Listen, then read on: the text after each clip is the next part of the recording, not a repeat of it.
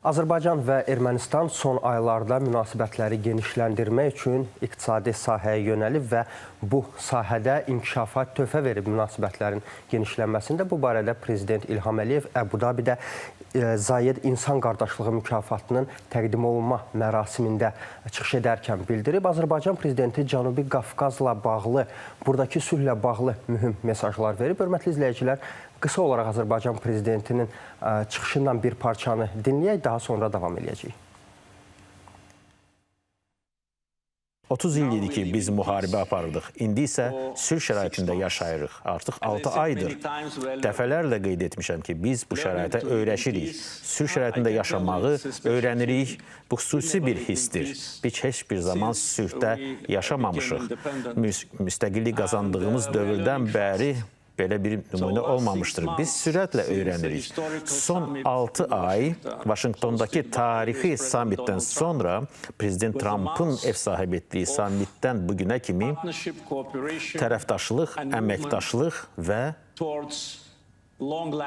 uzun müddətli və əbədi sülhə gedən bir yolun başlanğıcı olmuşdur.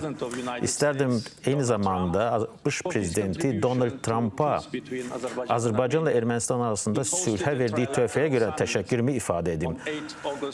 8 avqust 2025-ci ildə üç tərəfli sammitə ev sahibliyi çərçivəsində biz Ermənistanla Azərbaycan arasında sülh sazişinin İlkin mərhələsinə qədəm qoymuşduq. Eyni zamanda Prezident Trump həmin sənədə bir şahid olaraq imza atmışdır və bu 30 ildən çox davam edən və çox ağırlı və faciəvi bir münaqişəyə son qoymuşdur. Dostlar, mərasimdə... Mən xatırlayıram həmin günləri, Aysel, yəqin sənin də yadına gəlir ki, avqust ayının əvvəli xüsusən sosial şəbəkədə izləyirdim və hər kəs necə sevinirdi, hər kəs necə xoşbəxt idi ki, yəni bu tarixi uğura biz imza atdıq.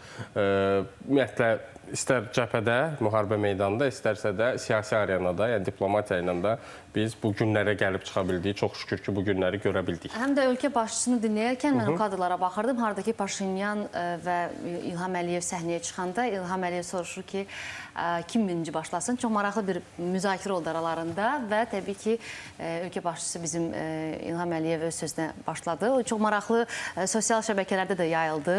Elə bunun nəticəsidir ki, bu proseslərin nəticəsidir ki, indiki zamanda elə çıxışında Nikol Paşinyan bu prosesləri inanılmaz adlandırıb və bildirib ki, bir neçə il bundan əvvəl Azərbaycan və Ermənistan adlarını yan-yana çəkməyin özü bir qəribəlik idi, amma indi proses hara gəlib çatıb və təsəvvür edin, əgər bu 30 il ərzində ümumiyyətlə bu müharibə baş verməsəydi, işğal olmasaydı Ermənistan tərəfindən Cənubi Qafqaz necə bir bölgəyə çevrilərdi. Ara sıra biz Azərbaycana gələn turistlərdən eşidirik, onlar Bakını, Azərbaycanı, Şərqin Dubayı inkişafına görə, memarlığına görə adlandırırlar. Təsəvvür edin, bu müharibə olmasaydı, proseslər olmasaydı, Azərbaycan, Cənubi Qafqaz necə bir ölkəyə, region necə bir regiona çevrilərdi. Və həmçinin Azərbaycanla müharibə etməsəydi, bunlar yaşamasaydı, bu Ermənistanın özünün də birbaşa inkişafına töhfə verəcəkdi. Çünki biz bilirik ki, bizim ölkəmizlə mehriban münasibətlərdə olmaq hər kəsin xeyrinə olur. Bəli, artıq yavaş-yavaş biz görürük ki, Ermənistanda hakim dairələr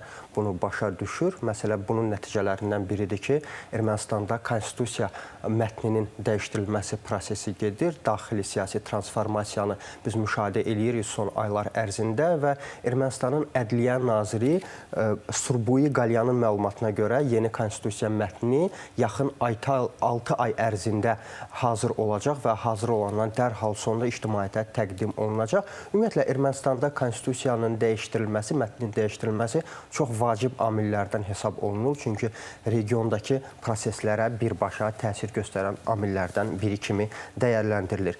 Eyni zamanda regionda yox, dünya ölkələrinə təsir göstərən, istər ticari, istər iqtisadi, istərsə də siyasi cəhətdən təsir göstərən məsələlərdən biri Rusiya-Ukrayna müharibəsidir, bilirsiniz ki, və İkinci danışıqlar raundu keçirilib ötən gün Abu-Dabidə Birləşmiş Ştatlar, Rusiya və Ukrayna nümayəndələri arasında. Baxmayaraq ki, Ukraynalı rəsmilər danışıqları məhsuldar adlandırdılar, amma danışıqlardan Sonra Ukrayna prezidenti Vladimir Zelenski şərh elədi. Məruzəni dinləyəndən sonra, Ukrayna rəsmilərinin danışıqlardan sonra, məruzəsini dinləyəndən sonra şərh elədi və biz bu açıqlamalardan gördük ki, danışıqların həm müsbət məcrada istiqamətləndiyini gördük, həm də mənfi məcrada hələ də istiqamətləndiyini müşahidə edirik. Müsbət məsələ ondan ibarətdir ki, yaxın vaxtlarda Rusiya və Ukrayna arasında növbəti əsir mübadiləsi həyata keçiriləcək. Bu da təbii ki, müharibələr fonunda insan həyatlarını xilas eləmək üçün vacib amillərdən biri hesab olunur. Digər mənfi məcrada davam edən məsələ ondan ibarətdir ki, Vladimir Zelenski bildirir ki, bu danışıqlarda da Rusiya davam eləyir, təkid eləmək ki, Donbası Rusiyanın nəzarətinə versinlər. Amma Ukrayna prezidenti hesab eləyir ki, Rusiya bu müharibədə tam qələbə qazanmayıb, ümumiyyətlə şəffaf qələbə qazanmayıb, ümumiyyətlə qələbə qazanmayıb və Ukrayna ərazisinin hər qarışı, hər bir metri Rusiya üçün çox baha başa gəlir. Çünki itkiləri saysız hesabsızdır Rusiya ordusunun. Digər tərəfdən öz ordusunun itkilərini də açıqlayıb Frans 2 telekanalının açıqlamasında, müsahibəsində və bildirib ki, müharibə başlayandan bəri 4 il ərzində Ukrayna ordusunun 55 min hərbçisi həlak olub. Digər tərəfdən qeyd edilib ki, bu müddət ərzində çox sayda itkin şəxs də var, hansıların ki, taleyindən hələ ki xəbər yoxdur. Digər tərəfdən Ukrayna Baş Kəşfiyyat İdarəsinin məlumatı var. Onların məlumatına görə Rusiya tərəfində Şimali Koreya hərbçiləri hələ də fəaliyyət göstərirlər, cəlb ediliblər. Xüsusilə reaktiv yayılım atəş sistemlərinin istifadəsində kifayət qədər fəal iştirak edirlər Şimali Koreya hərbçiləri.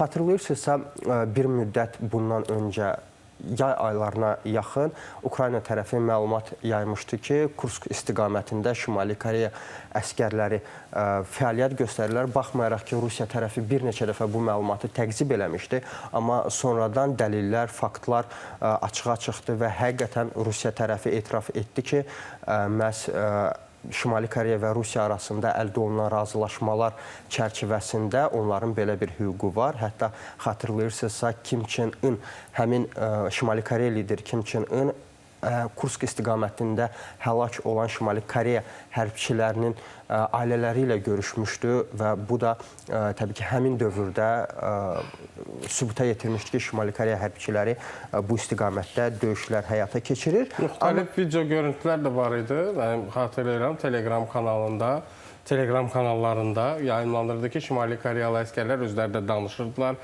Hətta onlara verilən qidalarla bağlı ki, və çox da sevinirdilər ki, yəni məsəl üçün biz bu qidalarla bağlı qidalanmamız çox yaxşıdır, bizə nə bilim ət də verirlər falan. Bu videolar kifayət qədər yayılmışdı və əməlli başlı da müzakirə olunurdu X sosial şəbəkəsində və Telegramda.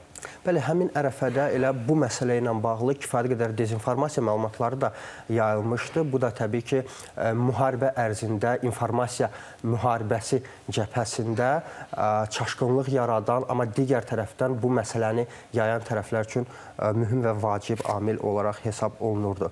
Gərginlik eyni zamanda Birləşmiş Ştatlar və İran arasında baş verir, bilirsiniz, məlumatlısınız bu barədə və yaxın günlərdə İstanbuldan danışıqların Omanda keçirilməsi, Omanın paytaxtı Məşqətdə keçirilməsi razılaşması əldə olundu. İran tərəfinin təkidi ilə danışıqlar maraqlıdır ki, İstanbuldan Omana, Türkiyədən Omana keçirildi. Amma digər maraqlı bir məlumat ondan ibarətdir ki, ötən gecə kütləvi informasiya vasitələrinin, xüsusilə Amerikan Axios portalının məlumatına görə danışıqlar təxirə salınıb. Belə bir iddia var idi. Amma bu iddia səsləndiriləndən, dərc olunandan bir neçə saat sonra İranın Xarici İşlər Naziri Abbas Ərəqçi bu məlumatı təqzib elədi. X sosial şəbəkəsində paylaşım elədi və bildirdi ki, danışıqlar hələ də qüvvədədir və bu danışıqlara son hazırlıq işləri davam eləyir və yəqin ki, yaxın günlərdə biz görəcəyik bu danışıqların nəticələri nədən ibarət olacaq. Paralel olaraq mən qlobal iqtisadi gündəmə diqqət yetirmək istəyirəm. Maraqlı bir məlumatımız var. Dünya şöhrətli sahibkar Amerikalı Elon Musk sərvətinə sərvət qatıb və dünyada sərvəti 800 milyarddan çox olan ilk şəxs kimi dünya tarixinə düşüb. Forbes jurnalının məlumatıdır və jurnalın məlumatına görə Elon Musk'ın bu uğuru özünün SpaceX şirkətinin və ona məxsus süni intellekt sayəsində fəaliyyət göstərən XAI şirkəti arasında əldə olunan sövdələşmələr nəticəsində əldə olunur. Mən 800 milyard rəqəmini belə görməmişəm. Yəni Bəli, təsəvvürünə gətir. Elon Musk Valyutanı qoyaq kənara, 800 Rəqəmin milyard özünü özü nədir, görməmişəm. necə olur? Yəni, çox maraqlı bir şey. Neçə sıfır var orada? Bilmirəm. Mən riyaziyyatım o qədər deyil. Milyarddan Yəni. neçəsi? Mən humanitar sahəni daha yaxşı bilirəm. Dostlar, Elon Musk necə deyərlər, hər gün sərvətinə sərvət, puluna pul qatır. Mənə maraqlıdır, sizin bu qədər pulunuz olsaydı nə edərdiniz? Mən bu qədər Burada olmazdım yəqin. 100% ki, burada olmazdıq. Burada yəni, yoxam. hiçbirimiz. Yəni, Nə bilim. bütün belə deyək, şəcərəmizə bəs eləyəcək qədər pul olur da. Yəni ki, rahat yaşayardıq. Yəni, bu bizə veriləsi sual deyil. Nə mənada? Düşünə də Çox bilmirik. yaxşı sual. Düşünə bilmirik. Düşünə çünki çox bilmirik. Yəni onu dəhşətli bir düşünə məbləğdir. biləcək, belə deyək, təxəyyülümüz yoxdur. Mən tapdım nə edərdim.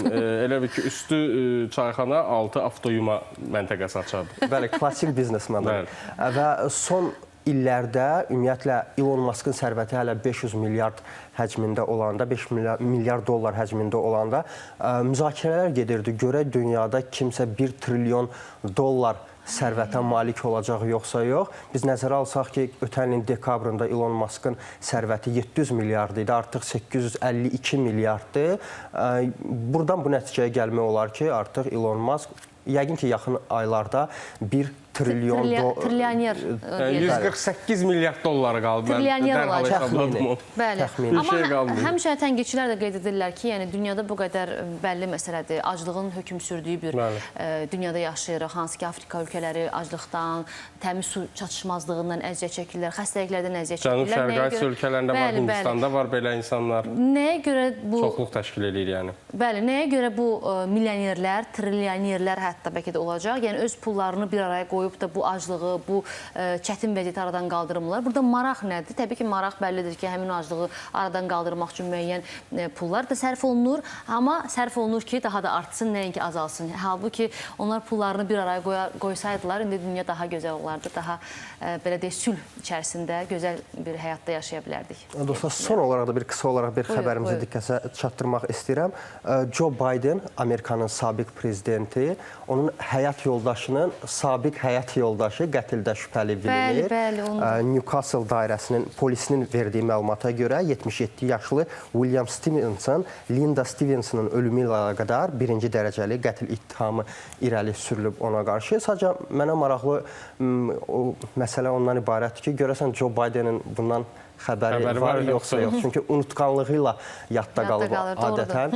Amma biz təbii ki, bizim verilişin reglamentini unutmuruq və hazırda qısa araya keçid edirik. Hörmətli izləyicilər, xəbərin zamanını izləyirdiniz. Dünyada və regionda baş verən prosesləri bilmək üçün bizi izləməyi unutmayın. Sağ olun, salamat qalın.